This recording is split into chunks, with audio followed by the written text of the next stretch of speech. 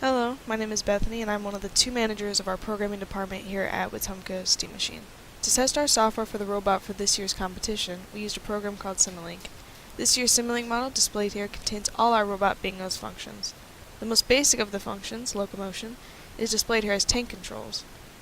Explaining this left to right, the constant 1 represents the joystick is used, while the variable input between -127 and 127 specifies the power corresponding with the position of the joystick. The VEX block displays the button/channel in use here, channels 2 and 3.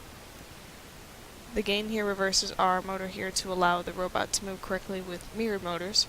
The motor blocks here then display their RPM in these display boxes, as well as inputting into the field simulator block, resulting in a path on the XY plot. Next, onto our arm motors. These motors control the up and down movement for our arm, allows for better access to the corn we are collecting, and allows us to turn on our water valve. The toggle here represents the button being used or not, instead of having a constant promoting a variable input. We use buttons 8U and 8D to control them. The first switch here illustrates that if button 8U is greater than or equal to, or in a sense pressed, then this constant of 127 will follow through, and if the button isn't pressed, the constant of 45 will follow through. The constant from there then has to be tried into the next switch.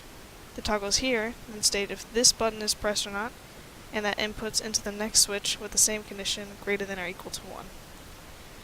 So if this button is pressed, then the constant -127 goes through to power the motors, reversed for this motor by the gain. And if the button isn't pressed, the previous value from the first switch goes through to power the motors. Now onto our seed drop servo. This servo opens a small gate on the end of the tube and drops the collected seeds into holes. Again, we have a toggle to control whether or not the button is pressed. In this instance, we are using button 5U. The information goes through this switch with the same criteria as previously mentioned, and if it is pressed, a constant of 127 goes through. And if not, a constant of 0 is going to go through. The display box shows the degree the servo would turn if the maximum amount was 60 degrees. Our servos turn a maximum of 90 degrees, and with this display box showing the servo turns 60 degrees counterclockwise, it's inferred that, at this max, in our case it will turn our max 90 degrees counterclockwise. Onto our claw servos, these turn up and down in order to secure and transport corn. Again, our toggle shows whether button 6U is pressed, and if so, a constant of a -127 powers both servos to turn 90 degrees counterclockwise.